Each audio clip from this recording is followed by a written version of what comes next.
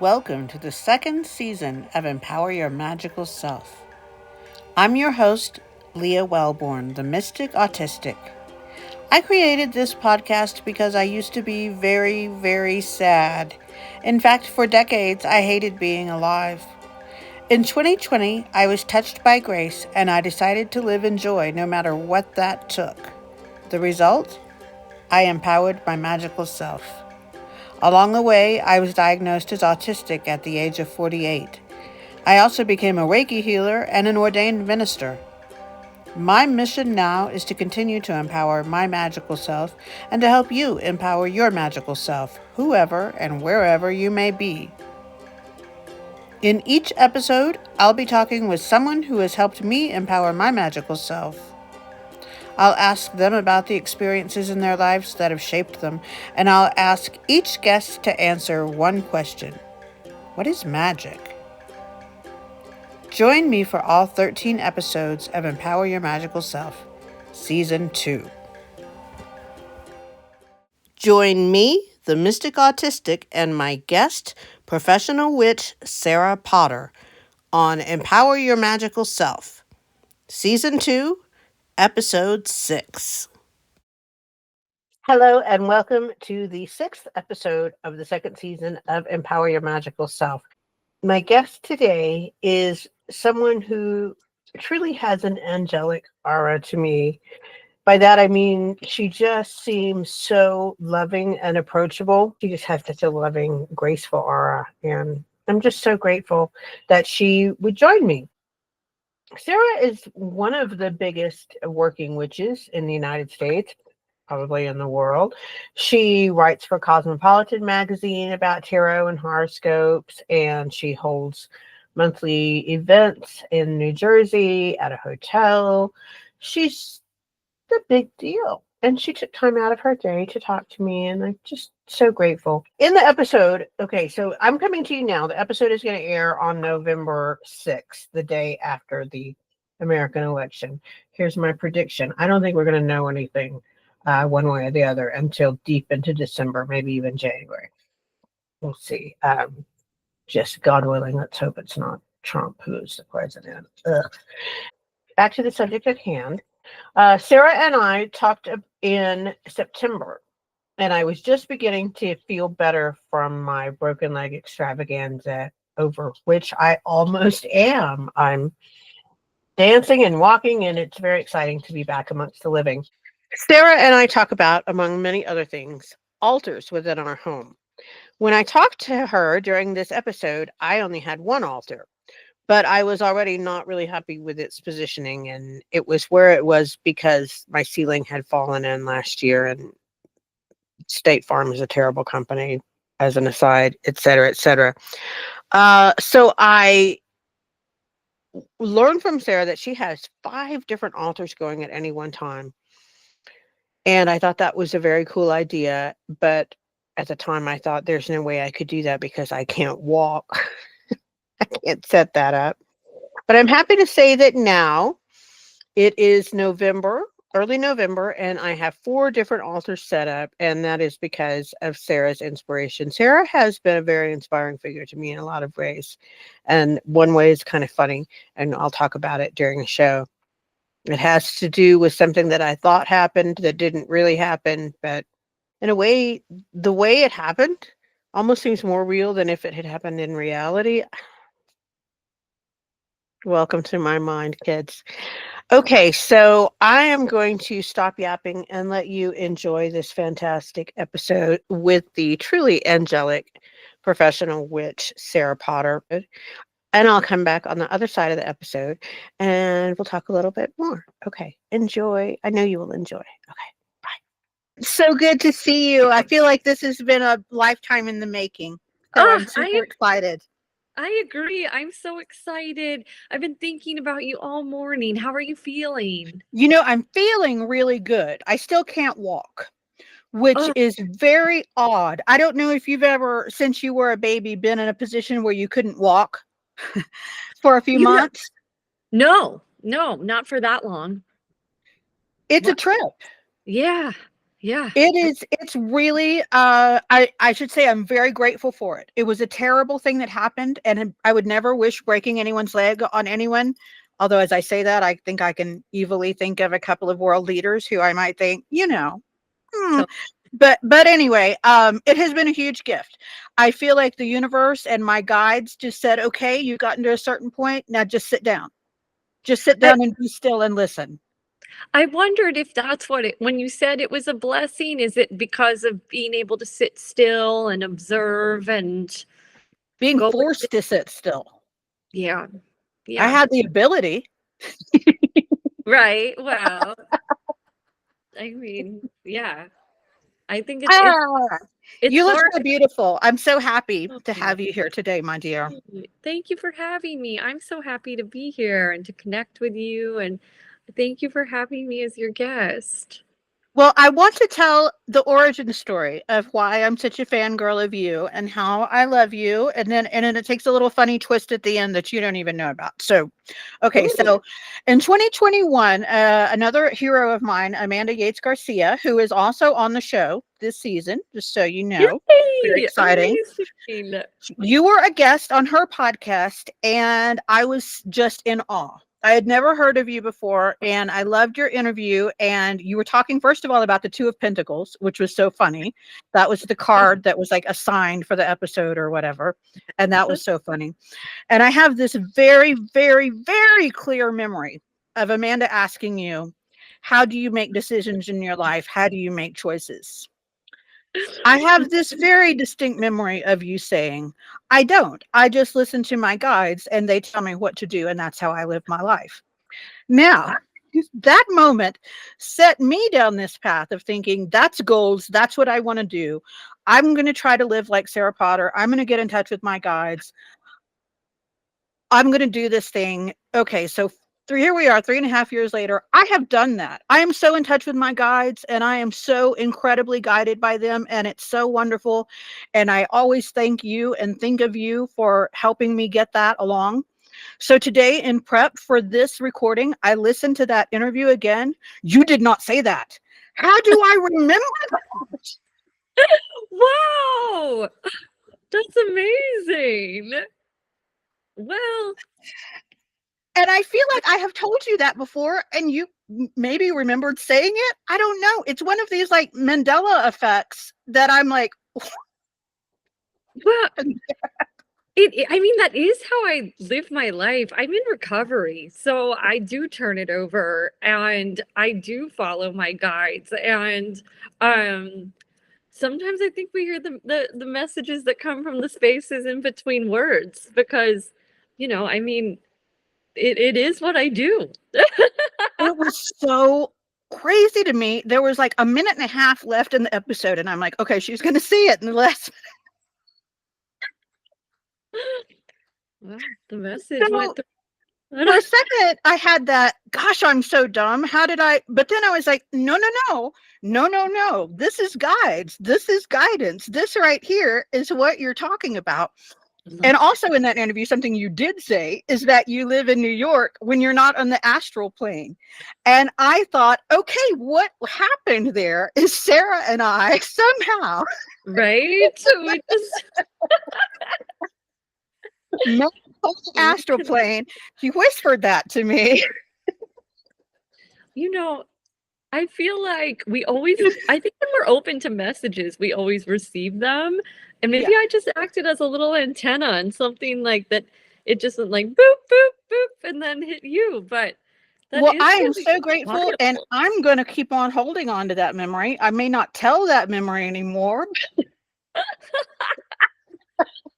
I like being a part of that memory in another dimension. Isn't that the funniest thing? It's almost like we had a dream meeting or something. I don't know, but I'm grateful and I Cool. thank you and yay.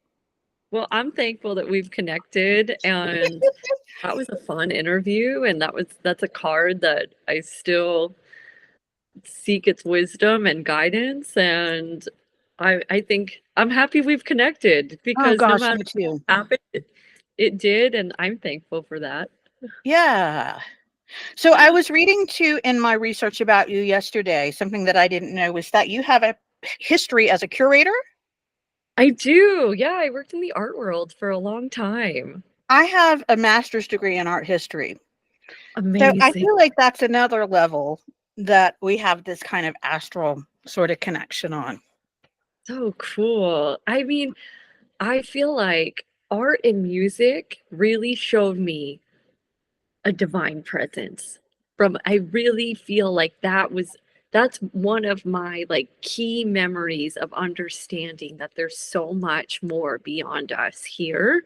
And the way that messages need to be received and channeled and shown. I mean, I feel like creatives lead the way. Like artists and musicians show us, I think, like how to live, how to understand our emotions, what to do with them, how to make them tangible. That is magic making. So I Absolutely. just think it's truly an incredible gift. And I do, okay, so I'll just ask you first then, because I totally agree. And yet we see so many of our wonderful artists and musicians suffering so greatly from mental health, emotional health, general discomfort. Can you speak to that a little bit? What is the tie there? What's going on there? Well, I think it could be a lot of different things, but what I immediately think is that I do believe that a lot of artists and musicians and creatives are very sensitive people. And I've I through my own experiences have come to learn and understand and embrace that being sensitive is truly a superpower and it is a gift, but it is very difficult. And I think that's something that's a big part of it is that I feel like when we feel things so deeply, when we see the world through many different layers, when we're conscious, when we're connected, because we are all connected energetically. But I think that some people have an easier way of blocking it out or putting up, whether it's putting up boundaries or just, I think people feel on different levels. And I mean, I can only speak to the experience of being a psychic, Mhm. but I I was talking to a friend about what it's like to be this sensitive, and he's like, "I'm gonna say it back to you what you just said to me." And I was like, "Okay." And he's like, "You said that it feels like you're walking around with no skin on." And I was like, "Oh yeah, I mean, yeah, I do. Yeah. I do." And Mhm. I believe we are all creative beings. I think we all have intuitive abilities. It's just again different levels of it Right. and how we perceive the world. And I have really come to understand through my recovery and self-work and personal growth is that I can really connect to when I was like drinking and using. It was because I was like a lot of it had to do with being so sensitive and Right. feeling so many things and not knowing what to do with it. Right. So I feel like that's part of, through my perspective, that's how I would answer the question is Right. just I think that we're talking about people who have a great deal of sensitivity, and we don't always have the skills and the tools to understand what to do with that sensitivity, how to have boundaries around the sensitivity, how to protect ourselves, and um and how to work with it. Right. So, I think it can be a really challenging way to live, but I also think it's a really beautiful way to live. But I think you have to understand yourself and how to work with it and make it work. Yeah, I do know. I'm autistic, and I wasn't diagnosed until I was in my late 40s. And being autistic is in great part being extremely sensitive and basically skinless to the world. So I completely understand. And I hated myself until I was diagnosed because I didn't understand why I was the way I was and why I couldn't stop being the way I was, why I couldn't snap out of it, why I couldn't just like, okay, well, that was one way to be, I'll be another way now. And that's just, it's not, it's, I mean, it's, I think it's like being queer. It's like, it's not a choice. It's just, I'm Right. autistic. It's just who I am. And getting that diagnosis gave me permission that I wish I hadn't needed to love myself. Mhm. And I think of that when I see other people, and I see so many people now struggling of like, maybe I'm autistic. I don't know. I'm just so sensitive and everything hurts so much. And it's just like, I just want them to not need that permission. I completely agree. Yeah. Completely. I was sitting and thinking this morning about um, some of the themes that come up in readings, Yeah. and I think about how it can relate to tarot and how tarot provides such supportive guidance.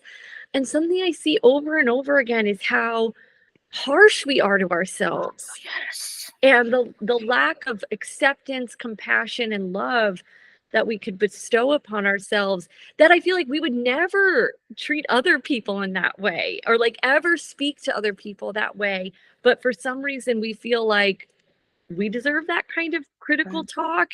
And I really feel like when we can show ourselves that love and acceptance and compassion, life is stressful. There's a lot of challenges in life, but it makes it a lot, um, I think, easier if we can show ourselves that understanding and love. And I can really relate to that permission you're talking Yeah. about, and that understanding. And yeah, I mean, I think being a human is wonderful, but it is difficult It's too. yeah. It's Mm, really tough. And what yeah. you're saying about showing ourselves compassion in, being harsh to ourselves in ways that we wouldn't be harsh to other people. Yet I see, and the deeper I get into like really loving myself, the more I see that hatred that I had for myself and for parts of myself somehow allowed me to pin it on the other. Hmm. I was like othering myself in a way that then I could somehow excuse the hatred that I would feel toward a specific group of people, say racist, when I'm not excusing and saying anybody should not Hmm.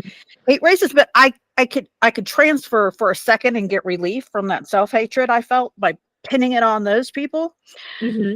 And so I'm seeing so much more how the more I love every little icky, shadowy, gross part about myself, the more I can have compassion for people, not forgive horrible behavior by people, but understand them in a human realm and feel like I can give them more light and compassion and permission to be who they are and work through that grossness that they're exhibiting. I don't Yes. know if that makes sense, but It does. It does. I yeah, understand what you're saying. Yes. Well, and I do. I think that when we show, I think everything kind of starts within. right. So if we can show that understanding to our shadows, our own limitations, I think that we can understand where, is understand the right word, but maybe see where people are at. And I'm Right. not saying accept their behavior or Sure. excuse their behavior, but understand it's not about me. That's where Right. they are. And it's a there's so many different experiences, stuff, things that creates that in other Oh, people, yes. that creates that within ourselves. And I absolutely see the correlation between self-love and being able to radiate love and understanding outward to other people too. And I think that's why it's so important to show that compassion and acceptance within, and like bring it into others, because I really do believe that's the way we create change. That's the way we make the world a better place every day, and that adds up. So, Absolutely. I think that that's important for people to hear, especially the people who listen to this show or people who may have been struggling with depression or been disempowered, anxious, feeling like they don't belong here on this planet. mhm. So I want people to feel empowered, and I want people to not feel guilty for concerning themselves with inner work at this time when the planet is on fire. And Yes. people may be saying, "What the hell? You're meditating? Get out on the streets." I want people to know that a big part of it is loving yourself, changing the world. Could you speak to that for a little bit? Well, I absolutely agree with you. And I think that, something that tarot has really helped me understand is that things aren't so this or that. There's a lot in between. Right. And so I understand when people say, like, well, like I liked your example, like, how can you be meditating? Like the world's on fire. Like, get out in the streets and do something. Yes. And I also admire that like passionate response.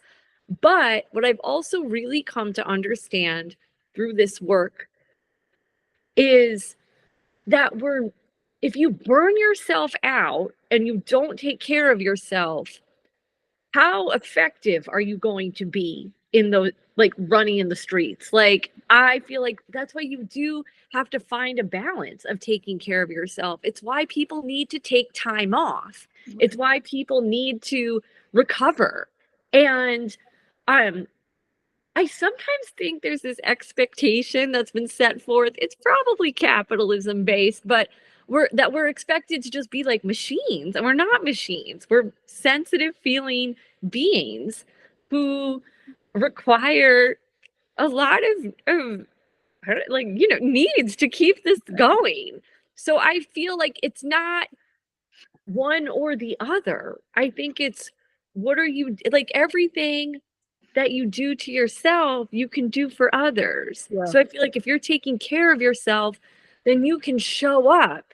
And as I think, like, the best version of yourself that you can be, then, and also like what we're talking about is like, that's a long fight. That's like a lot. It's Right. like, it's a race. What is it they say? Like, it's a race, not a sprint.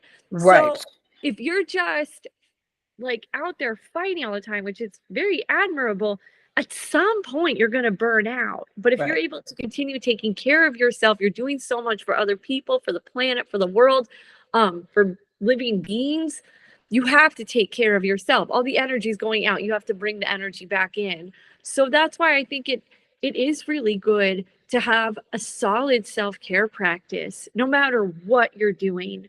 Um, and and that can fortify you and sustain you so you can do it for the long haul. Right. Right. And have it be motivated from a place of, I love this world and I want this world to be healthy, as Mhm. opposed to, I hate everything around me, which is where I used to come from. And it's such a painful place to be. Oh, Um, absolutely. yeah. And you can be just as passionate and fired up and coming from a place of love, which is a difficult thing when you're in that place of to understand. Oh, absolutely. And I think that every emotion can be motivating. Like, I don't think there's anything wrong with being motivated by like anger and Sure. rage. I'm inspired by my anger and rage quite a bit. I'm inspired to make changes. I do think if you don't like what's happening, of course make changes. Like, we all, like, I do believe in everyone's power and ability to Yeah. create change. And I think that, when you were speaking, it made me think of why people, I think, are so turned off to like love and light, Right. because like love and light shouldn't be used to bypass emotions or to just like not deal with anything, in my opinion, or to Yeah. like, check out. But like when we really go to what that means, to come from a place of like love and lightness, like all the emotions exist within that spectrum. Like, I That's do true. feel Yeah. like you can feel an immense amount of love, I think, for the planet and for humans and living beings. So of course you're gonna have that rage when you feel when like through injustice or whatever's there's a lot to be angry about. But I Yeah. like how you framed it, and I agree. And I think that coming from that place of radiating from your heart space, true change can really happen. And I hope people remember to take care of themselves, Right. because that's an important aspect of any of the work we're here to do. Right. Do you have, and I'm sure you do, so I'll ask for you to share with us, spiritual hygiene habits? Yes, I love Great. talking about this. I do, Excellent. because I had to cultivate these tools because I was walking around with no skin on. So It's true. And I just want to make a point here that this is where the rubber meets the road for a whole lot of people, myself included. When I wanted to take the change, when I finally took that leap of faith from I might as well die. I hate everything. I hate being born. I hate being human. To Yes. other people live in joy. I see them. I trust that they're living in joy, and I trust that I can get there. I don't have a clue how to get there, but I'm going to try it. And that's what happened to me in 2020. That completely changed the direction of my life. And habits, which we're going to ask you to get into right there, was because it's very difficult. It's very, when you're in that broken place, it's very like, what do I do? What's the step that I take? So the concrete thing that I did was I changed my habits. Yes. And I didn't like it at first. I hated it. I Yes. buckled under on it. Get off me, get off me. But now it's my lifeline. So please speak to your spiritual hygiene habits. Well, I feel like if you know something isn't working, do something different. Just try something different. And maybe Yep. that won't work either, but maybe it will. And if you just Yep. keep trying things, you will find it. Yep. So, I've become such a morning person. I used to be a total night owl. And I really admire people who bloom at night. I no longer do. I love getting up early, and I have a little chatter with my cat. I try not to look at my phone for the first like hour or two that I'm up. And that makes a huge improvement. It's a tough one. It is a tough one. The phone's like always there, but I'm like, there's nothing I really need to see on it Great. that early Yeah. in the morning. Yeah. And I have to really limit my caffeine. I've noticed that caffeine is not great for me. I am still addicted to it. So I do have like half a cup of coffee in the morning to like stave off the headache. But being aware of like what works for me and what doesn't has really helped me protect my energy. So I have like a little bit of coffee, and I have I meditate for a little bit just to like set the stage, and then do you do guided meditation, or do you just, how do you meditate? Because I have people ask me a lot, how do you meditate? How do you get started? So what is it that you do? So it depends. If my mind is feeling really like chaotic and foggy and there's a lot going on with work, or I'm traveling a lot, I might do a random like guided meditation. And I do feel that if you're new to meditation, I think a guided meditation is a really lovely way to begin and to approach it, because I think it's a practice and it's a discipline to truly like tune out the noise, but also accept all of the noise. Because I live in Manhattan, so there's always like sirens and something. I try to let them become part of the meditation, but like I will do a short, just like self meditation, but I do love guided meditations as well. So sometimes I'll put one of those on, especially if I'm feeling like maybe if I like feel frustrated or like I can't focus, like just do it. Why not? It's there. I think it's a lovely support. And it's totally cool, right? Because as when people who are like, I can't meditate, and I'm like, have you tried guided meditation? That's not real meditation. It's like, oh, baby doll, please. Is anything real? I mean, whatever. Like, what's real anyway? Right. Yeah. Sarah said something that she didn't say 3 years ago in my head, and it's made me change my life. So yeah, what is real? I love it.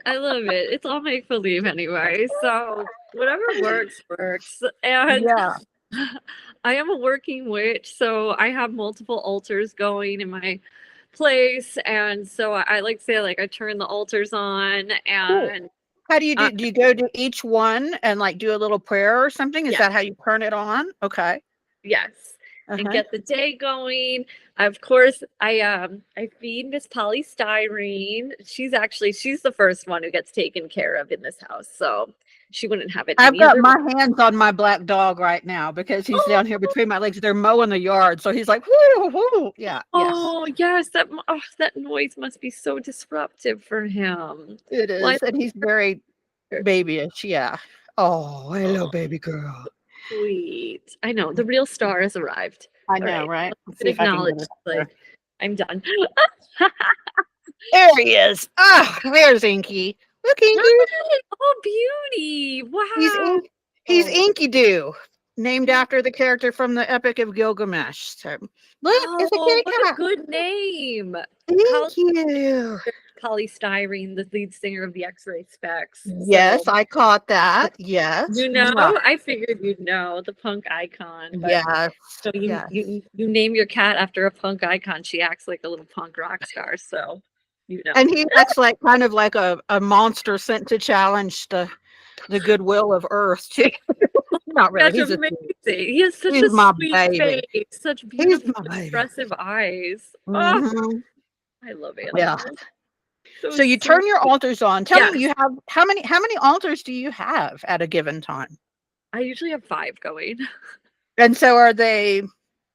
Because I have the one, you know, Mhm. are they like one big one and then 4 littler ones? Or Yeah, I'm just curious. exactly. Yes. And so do they each have like a theme or Yes. They each have a okay? different purpose. Yeah. Do they So do they change purposes or they always have the it's same usually purpose? pretty consistent. Okay. And I feel, like things like I feel like when if you need to bring in something else or step away from something, but Yeah. pretty like consistent team of themes going right now. So Cool. it's feeling Cool. good. Yeah. And Yeah, that's I interesting to me. yeah, I, it's yeah, I don't I get okay, I'll just ask you, why do you have more than one? Why not just one and like everything on that one? I feel like the way I organize my work, Mhm. honestly, it like helps me in that way. And I feel like maybe it's like my Virgo sensibilities. Like just it helps me Interesting. keep everything organized. Mhm.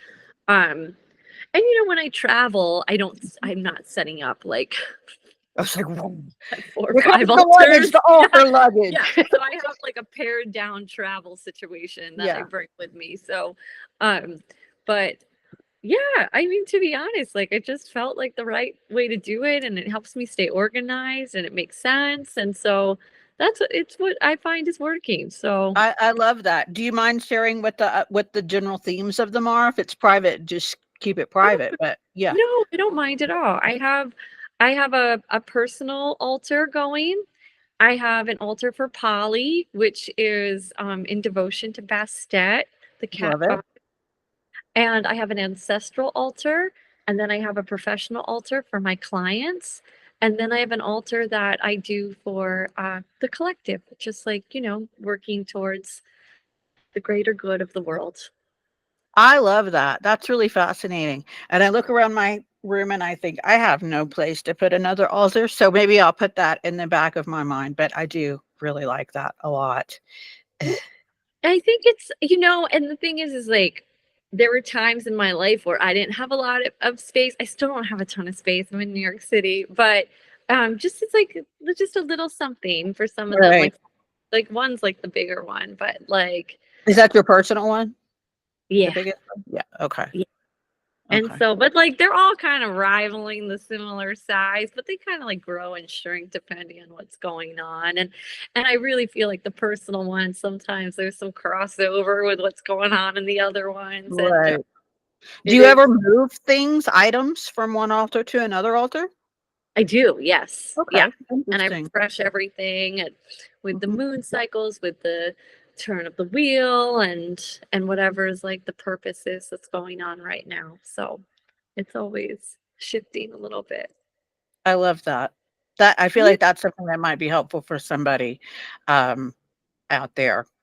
Maybe me down the road, but Oh, I hope probably not so. now. Yeah. Yeah. Well, and again, it's like even like what we were talking about earlier, it's like I really encourage people to try things and figure out Right. what's working. And when I was in early recovery, I had an altar that was dedicated to my sobriety. And Right. now I've incorporated more of that into my personal altar.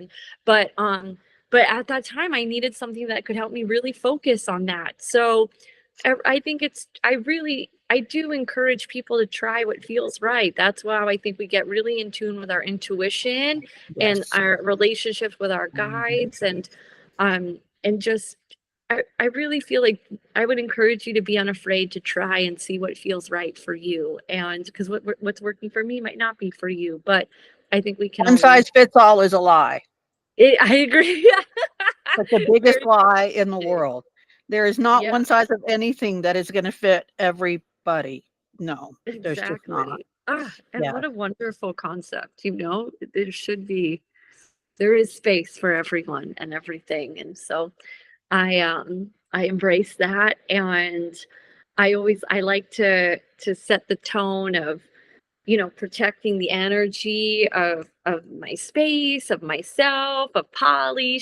We share a space, um and I really do think about when we're dealing with energy, it's about like cleaning, just like physical cleaning. Like I always think about, if you ever like just like create a big old mess in your house, and then if you pick it up a little bit like as you make the mess, then it's not this big disaster at the end of the week. I feel like energy is the same thing. So if you are protecting everything, it's harder for things to get in. Like once they get in, now you got to get it out, which is all doable. So like I just try to keep this place feeling like peaceful, clear, and clean physically and energetically.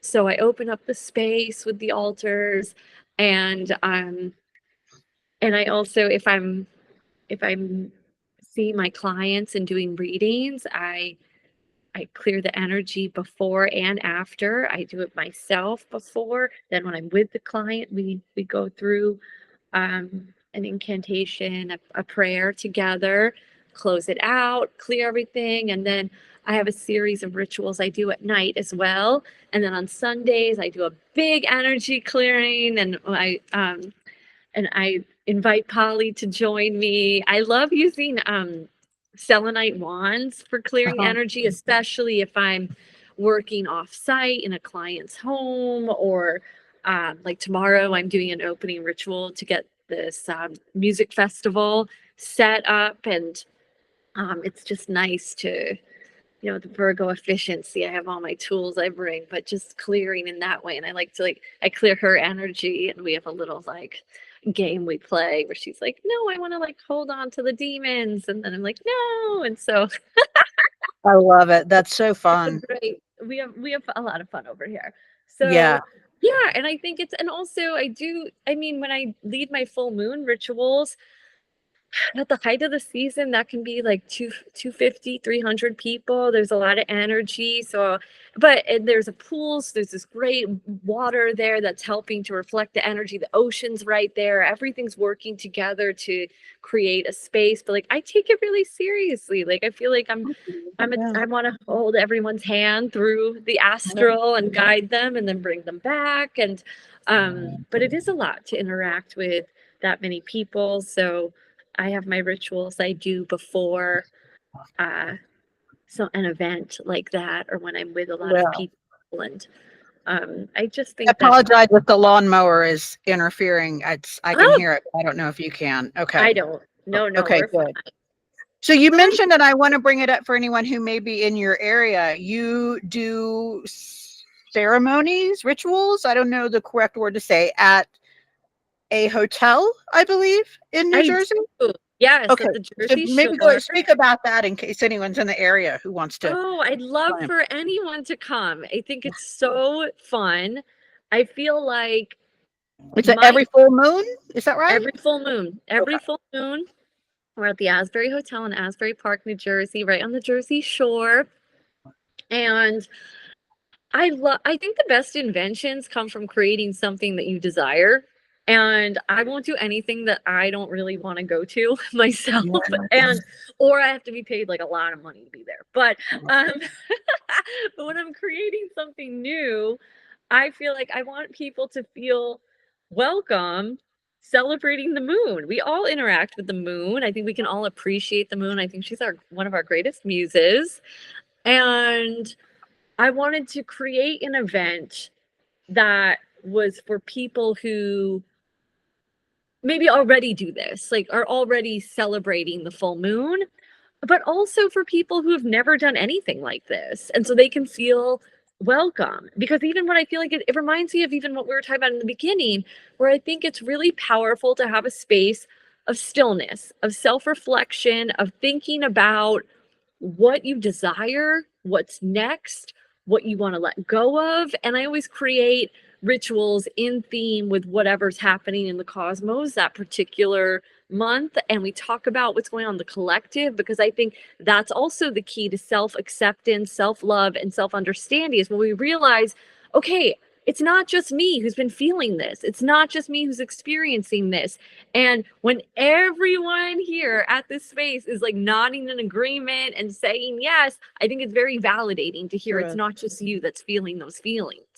And also, like, magic is fun. Like, I have a big cauldron that I bring sometimes. We're setting our intentions on fire, I'm lighting incense, there's flowers, it's beautiful. You can get in the pool and meditate and follow along with the ritual while floating in the water, which I think is so enchanting and beautiful. There's live music that accompanies me. And I just wanted to create an experience where everyone can feel magical, of any age, of any background, because everyone is magical. And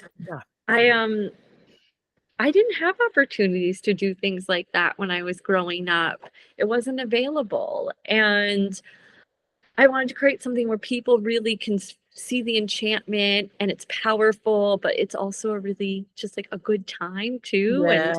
And I want people to be able to feel something, and feel something in a place where it feels safe and good, and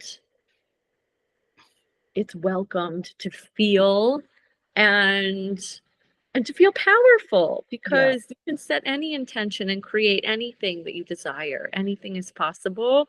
And I feel like the moon reminds us that that's so. Yeah, I love the moon, of course. Full moon, it's like, I love air. I love water. I mean, come on, let's talk more about basic things we love. I love But it. the full moon, I have found, tends to dysregulate me mightily. And I wonder if you have any thoughts on that. Oh, I can relate to that. Absolutely. Okay. Absolutely. I'm thinking, man, if I was in New Jersey, I would so be at your thing, but oh Jesus, I'd be crying in a corner. Maybe I wouldn't want to do that. That's what I'm thinking when you talk about it. Yeah. Well, you wouldn't be the only one. Okay. And so you'd be in a good place to do it.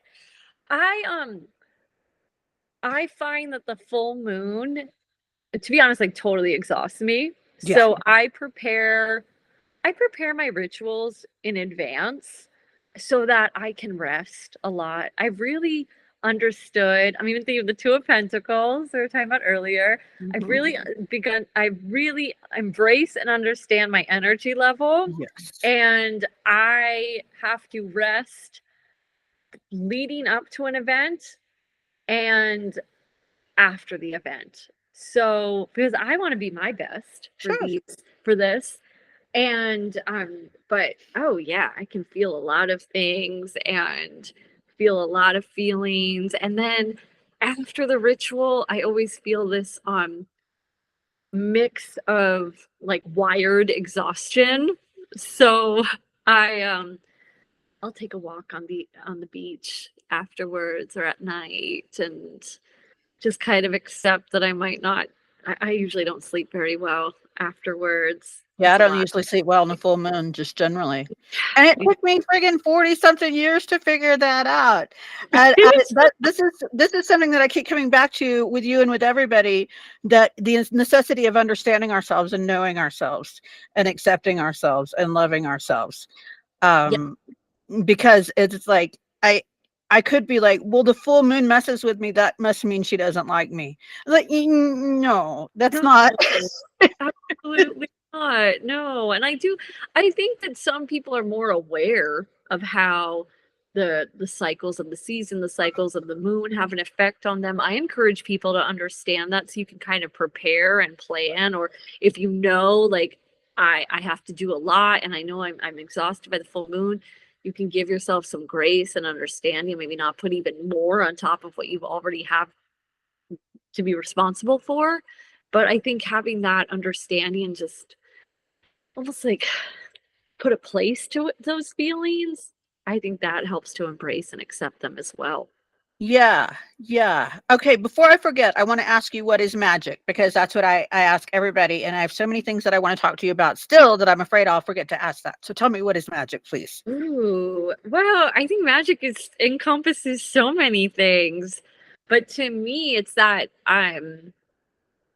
it's making the intangible tangible. It's change.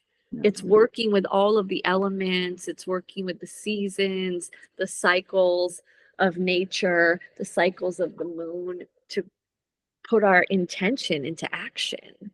Yeah. That's how I see magic.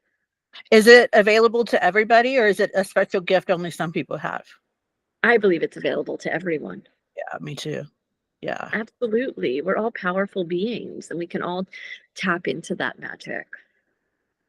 And we can all, as my show is about, empower our magical selves. And to me, what that means is being sovereign in your life and accepting the fact that you are sovereign, and that the whole basically world is trying to tell you that you're not. But you've got to hold on to that and just be like, fuck it, I am. Fuck it, I am Yes, sovereign. And that's absolutely. what empowering your magical self means to me, is figuring out what makes you happy, what lights your fire. Doesn't have to be what lights anybody else's fire, Yes. and just doing that. Oh, I absolutely agree. I love how you say that. Absolutely. There's so, I mean, people feel guilty about shit that they love. That sucks. I know. I agree. There's nothing wrong with that. I feel like it's wonderful to love what you love and to feel passionately and inspired and enjoy and just yeah, be yourself. It's wonderful. Only you gets to be you. So do it fully. Absolutely. And I know Right? that somebody might hear that and think, well, nobody wants me. I'm it. Ugh, ugh. I don't even want me. And I want to tell that person right there, there's your homework. I love Because no, don't accept that. I You're the only absolutely person you're going to spend every second for the rest of your life with. That you're the yes, one. You're your person. Make it yes. a And love affair. I love that. I completely agree. And I think that when you enjoy your own company and I think it's like, maybe because it's Virgo season, I feel like there's nothing wrong with wanting to improve aspects of yourself. I think that we're all always growing, but don't go overboard. There's no need to be so critical, but if there's something you want to change, you can. And I feel like when we aspire to our highest self, we become our highest self. It takes Absolutely. the work, but I feel like absolutely like find the things that you love about yourself, even if you have to begin with something really small. That's a wonderful first step. And then I encourage you to follow it and build upon it and really create the you that you desire to be, because I think that's a magical practice as well. I think that's the most magical practice. Right? Yes, and we can change. It's wonderful to know that. I know people say, "Oh, people don't change." People do change. It takes work, and I think it's complex work in the sense of accepting, um, accepts that acceptance we keep talking about, but also we can create change, absolutely. No one's Yeah. stuck. It might take time, and it And might take you a really have to want to, like getting yeah, sober. You can't just be absolutely. like, oh, my mom wants me to stop drinking. So that's it. I'm done. Yeah, No. that rarely works. No. N- Yeah. I would be surprised if it ever works. It's got to be an I inside job. agree. Absolutely. So much of this Yeah. work is. Yeah. Yeah. Okay. So colors. Talk to me about colors. You're the color witch, and we're like 45 minutes into our talk, and we haven't even talked about colors. So Oh what my is gosh. that? What is it to be a color witch? What is that?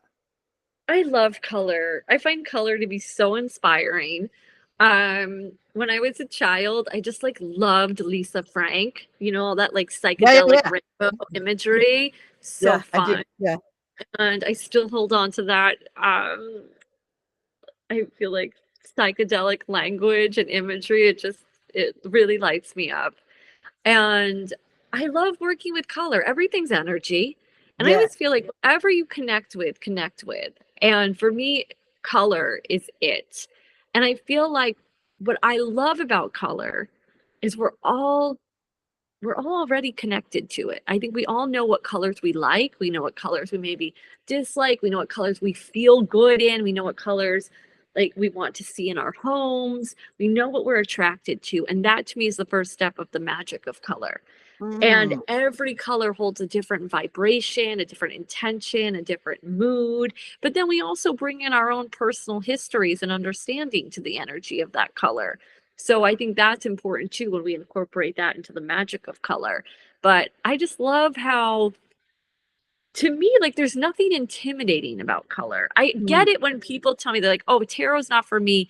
78 cards, how will I ever Right. memorize them and all these meanings? I mean, like anything, one step at a time, you can do it, but I get it. I feel like color just feels a little, I think, a little bit less intimidating, a little bit more approachable, because like I said, we're already working with it. Right. But it's incredible. I like to say I changed my whole life through the magic of color, working with different colors and helping to kind of build up my confidence in different areas of my life through the assistance of color, because all these magical tools, that's like they're here to pick them up, use Yeah. them, ask for their assistance and support, cultivate that. And I just But love by the it. same token, if someone is just starting out, it's so easy to feel overwhelmed. I've got to learn Absolutely. the crystals. I've got to learn the tarot. I've got. Yes. Yes. I know. I get it. I Yeah. get it. But you don't have to. Life is long. Everyone's saying life is short. Yes, I get it. But life is long. And I think it's wonderful to learn. It's wonderful to follow like what inspires you. So if you feel excited by something, just start. And I feel like that's what we all did. No one was born an expert. Or if you are, I'd love to meet you. Right. Yeah. But we all had to learn and we're all still learning. I'm still learning. I love learning. So I think it's wonderful to just, if we're speaking about color, think about what your favorite color is. What does it make you feel? What is it like? How do you feel when you see that color, when you wrap yourself in that color? And I also invite you to explore on the other side of it, what colors are you feeling like, the ick from, and explore that as well. Because I often find that whatever we repel, we kind of need to bring a little bit of it into our lives usually. So And that's such a great point, because that speaks, I mean, color, yes, but also like I can speak like an actor or actress I have a visceral reaction against. Why is that? right. It's interesting to like clue in. What is that when I hear that kind of music, or what is that? Yes, That's such yes. an interesting tool of self-exploration as I think well. I love that. And I think being curious is wonderful. Yeah. And it's okay to dislike something, but it's also okay to drill down into that dislike. You might at the bottom just be like, yeah, I don't like it. Okay, Right. that's fine. Yeah. Totally. You learn But it something. also might be like, yeah, it really reminds me of that time that little kid on the playground said that to me and it made me cry for 2 days. Okay, Right. well then unpack that. It'll make you Yes. stronger. I absolutely agree with you. I think it's a Yeah. wonderful opportunity to learn about yourself and your experiences and yeah, unpack it. Yeah. Did you always know you were psychic? Yes. Mhm. Yes. And the reason why I hesitated is because what is far more impactful to me was when I realized I was having a different experience than other children, Uh-huh. or at a different level than other children. And I brought my Ouija board to a friend's house when I was, I don't know, I think I was like 8.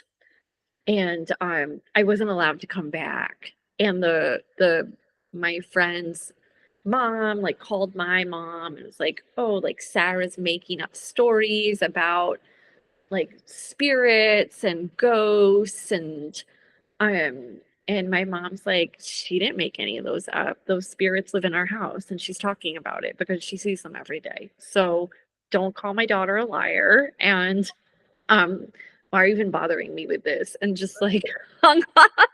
My So mom's a your kid. mom is psychic as well, or She's has deep.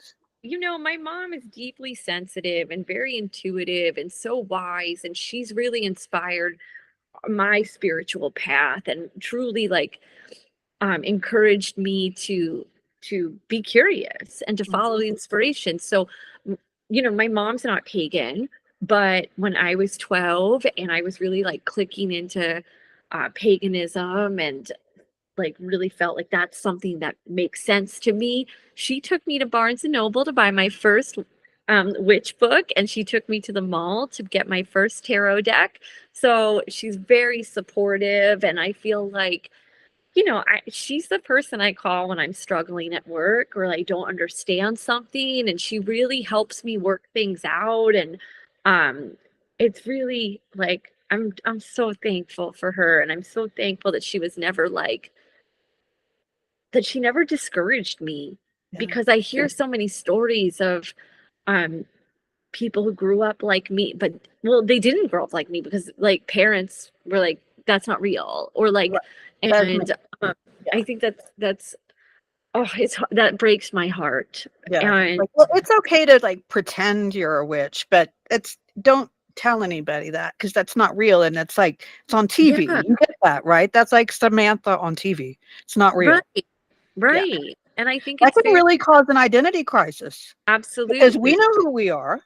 absolutely. And I feel very strong in who I am and my experience. And it really is through like the self work and the self love, because living as a more public witch, there's plenty of people who feel the need to tell me that what I do isn't real, that what I see isn't real, that I'm crazy. I like, people love calling psychics and scam and witches scammers. And Sure. you know what? I'm sure some people are scamming. There are bad apples in every single industry. I just feel like a witch or a psychic is an easy punching bag. And I mean, I respect people too much to not, I would never go up to someone and say, like, what you do isn't real. Like, what? But people feel that they feel entitled to come up to me and talk like that, or to send me messages like that.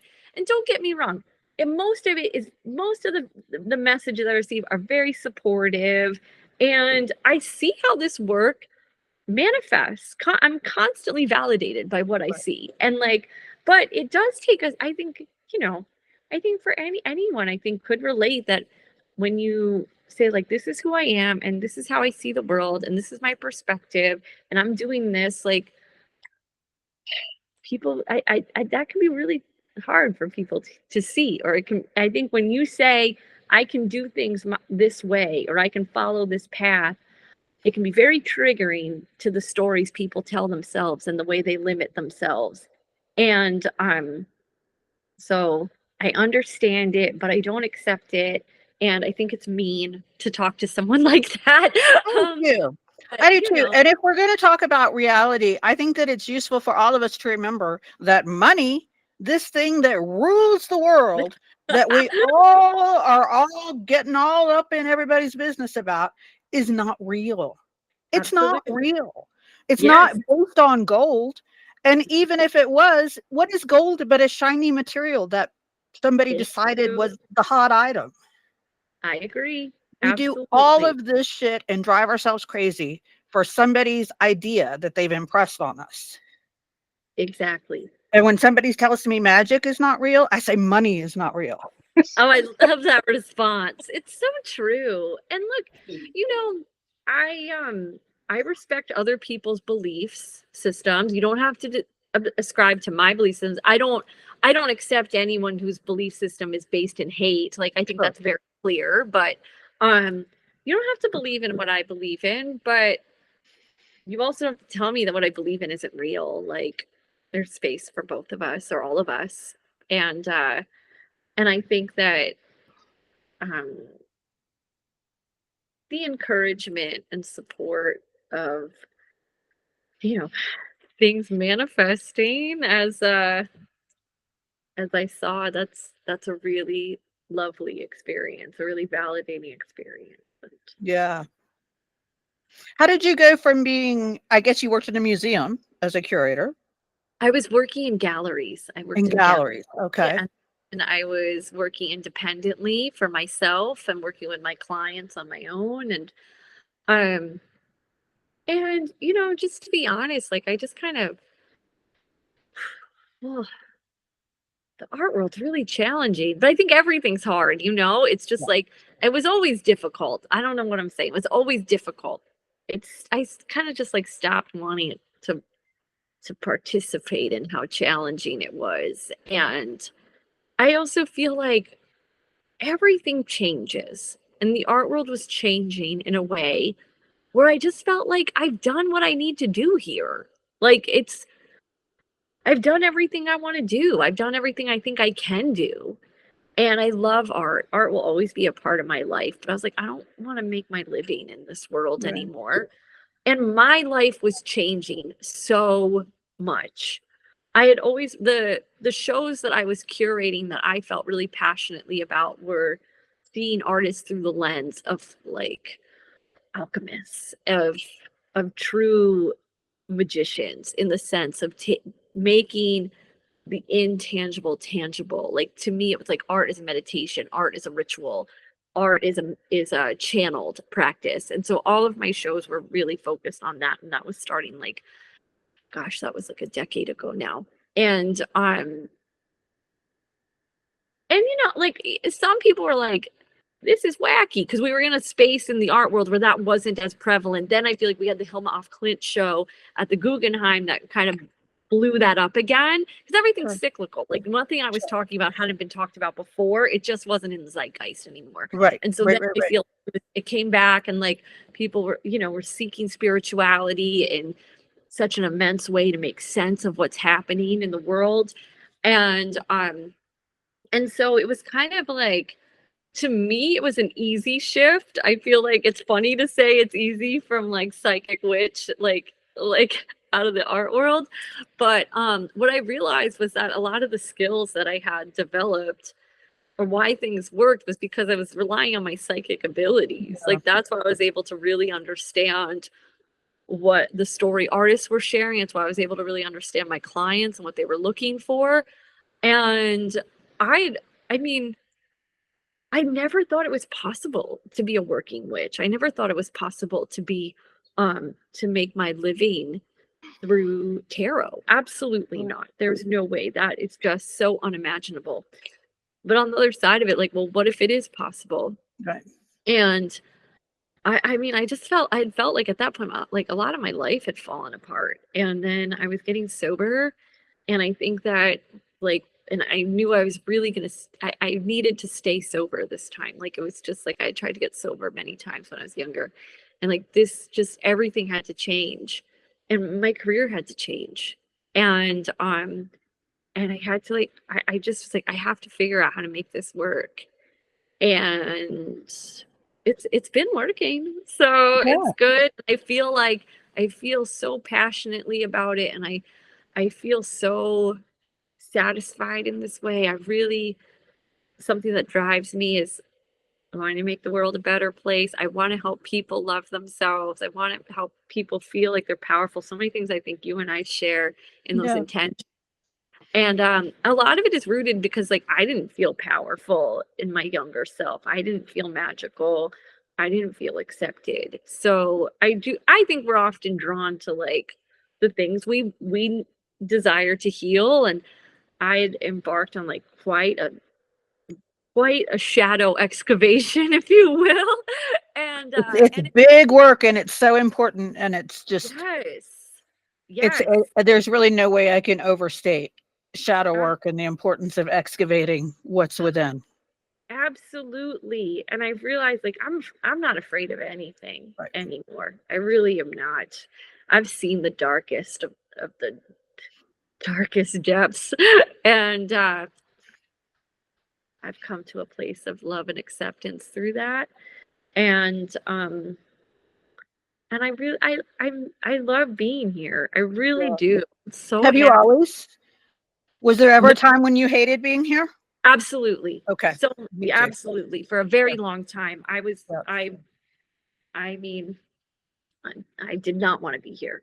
And Yeah. I hated being a human. I don't know, I was just like I experienced a lot of death from a really young age. I've never been afraid of death. But I've I've learned to love being alive. It's a miracle to be alive. It's a gift to be alive, and didn't always feel like it Going was from that hating life to loving life is like the most profound. I can't even, it's like, if there is a reason that we're alive, I feel like that's it, to get yourself from that place to that place. I love that. And so I guess in closing, I would say if there's someone who is listening who is in that place where you and I used to be, where we hate being alive, we hate being born, we think it's a mistake, we think we're broken. hmm What would you say to that person that is like, just right now, what could you say to them to maybe help them get out of that? There's help. There's absolutely help and support. And there are so many different places to find that. And I feel like, I feel like what we're talking about is really serious. Oh yeah, So I think it's like, so I think there's lots of different stages of help. And I feel like I thought there was no help for me. me too. And I was wrong. There's Right. absolutely help for you. Whatever it is you're struggling with, let me tell you, it might feel like you're the only one who's struggling in this way. I assure you, you are not. I actually would say, I bet there are tons of people who have experienced the same thing that you are feeling. And that's not to diminish what you're feeling, it's to validate what you're feeling and to say that, it's maybe you're a really sensitive person. I am too. It's difficult. Yep. So is Leah. We're like, or whatever it is you're feeling that's making you feel isolated and so low and so down. I think the best antidote for that is to talk about it, to connect with community, to find help.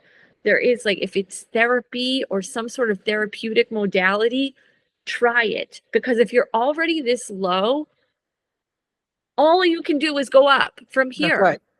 So That's right. trying something is, you must do something differently, because this isn't working. Where you're at is not working. Let's be in agreement on that. Yep. And this is an opportunity to try something. And don't give up on trying, because you'll find the thing that works for you. And you're not alone. We're not meant to be alone. We're meant to be together in community, connected in the collective. And there are so many resources to help us. Like, we're complicated, we're very complex. So there's an opportunity to understand why you're feeling that way and to get the support and help that you need, and do it, because life truly is a miracle. It doesn't have to be this, like, horrid, overwhelming thing. You can learn how to cultivate the confidence and the understanding to release the burden. And we are all so strong and resilient, and we can absolutely Nowhere change. of it up now, baby. That's the good Absolutely. thing about being down there. It's like, all right, Absolutely. here I go. And I'm up. life can change. Life It really can really change. can. And It really your can. life can look wildly different. Yeah. Really, in, like, honestly, what I would call a relatively short amount of time. Sure. But Yep. it's getting that help that's really helps, does everything.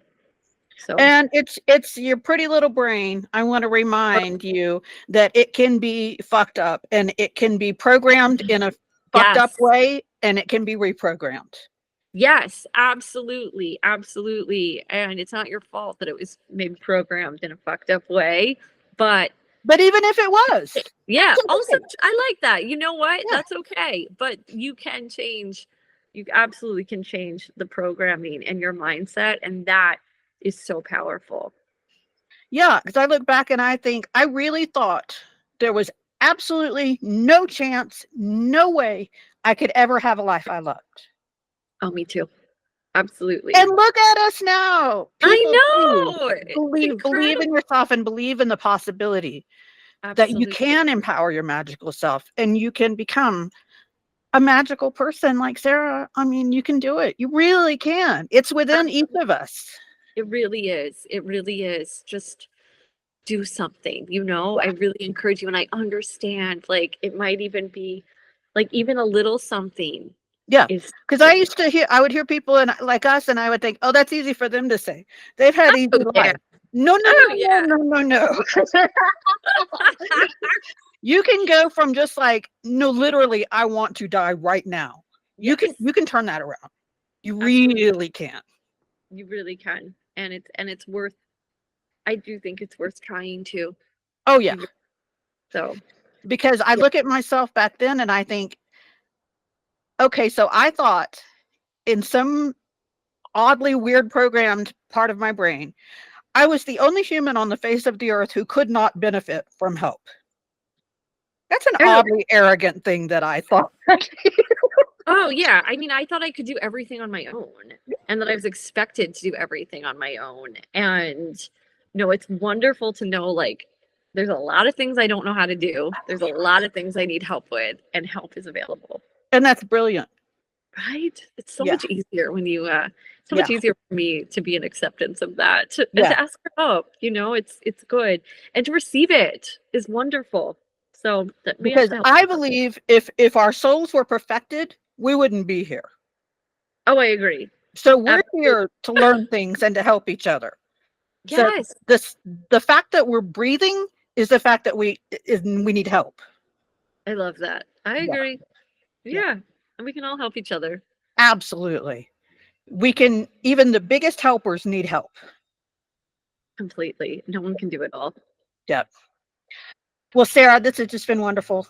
I really enjoyed our time together. Thank you so much for having me. I just adore you, and I'm so glad that you said that thing you didn't say years ago. Adore you too. I love that we're speaking on the astral plane. Thank you, thank you, thank you, Sarah. How can people find you? Because I know they're going to want to find you. I would love to connect. I'm on all social media, but Instagram's my favorite. I am Sarah Potter, Sarah with an H. So that's her thing. She's not just saying I am Sarah Potter. Her handle is I am Sarah Potter. Yeah. Yeah. And I write about tarot for Cosmo. I have tarot scopes on astrology.com every week. I do quarterly tarot scopes for Bust magazine. And I pop up in cities randomly to lead rituals and ceremonies in person. So if you follow me on Instagram or sign up for my Substack, I share all my events, and I'm always available to book a reading. You can send me a message or check out my Acuity. I'd love to read for you, and I'd love to have anyone at my full moon ceremonies if you're on the Jersey Shore. Yeah. Yeah. If I'm out there sometime, I will absolutely make it. Any plans to come to Denver anytime? Oh, Colorado? I will. Actually, my cousin lives in Denver and Oh. did something in Denver last year, and I would love to come back. So I'll be coming back to Denver probably I love next year. that. Yeah. I will really look forward to it, and I would love to take you out to lunch or something, and I would love to do a Oh, Reiki treatment for you. oh Would my love God, that. I'd love this. Let's do Yeah. it. We're on. We have a date. Excellent. Amazing. Yay. I have a date with a color witch. Okay. Yay! I'm Thank excited. you, my darling. I hope you have a wonderful, wonderful day, and I will see you on the Instagram. Thanks for having me. I loved our conversation. Thank you. Me too, sweetheart. I will see you on the gram. Okay. Bye, Eddie. Bye, sweetheart. That was Sarah Potter. Do you feel kind of lucky to have been blessed by her presence? I feel very lucky. Sarah, thank you for joining me, and thank you for joining me today.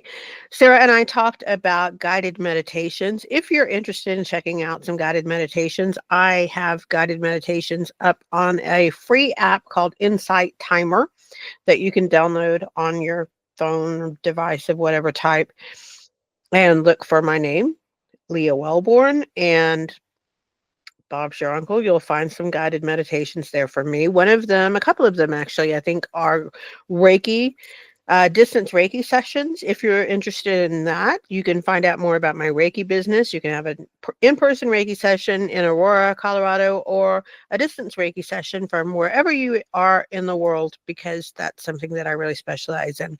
So check that out on my website, leahwellborn.net. And Sarah and I also talked about the importance of habits and how changing our habits has changed our lives. If you would like some help with that, I have a book coming out called Empower Your Magical Self. Everything is called of mine. Empower Your Magical Self with a 1-month habit break. It can help you quit anything. I've quit a whole lot of habits in my journey to having a better life. So if you want to do dry January, take a month off from drinking, gambling, gossiping, you name it, you can use this to help you. And it will be coming out available on Amazon within the next month or so. So stick around, follow me in all the usual places, get on my mailing list on Substack, and you'll find out when it comes out, and you can buy it, and it will be helpful for you. There you go. All right. So please come back next week and join me when my guest is someone who is really special to my heart. Her name is Jasmine. You may know her as or from Witchy Adams on social media. Jasmine is a spiritualist, and I saw her just on social media and it was just fangirling, of course, as I do. And I kind of pressed my friendship on her. And now I like to say that we are friends-ish. I've never met her in person, but I just absolutely adore Jasmine, and she will be my guest next week. And I'm hoping that I will have the opportunity to introduce you to this wonderful person who you may not have heard of yet. So go about your week, protect yourself, protect your energy. The vote has already happened, so I can't tell you to get out and vote. All I can tell you is that I adore you. And I hope that you take every opportunity that comes to you to empower your magical self. I thank you. I thank you very sincerely for watching this show. It is a true passion project of mine. And until next week, I hope that you empower your magical self. And I will see you next week. Goodbye.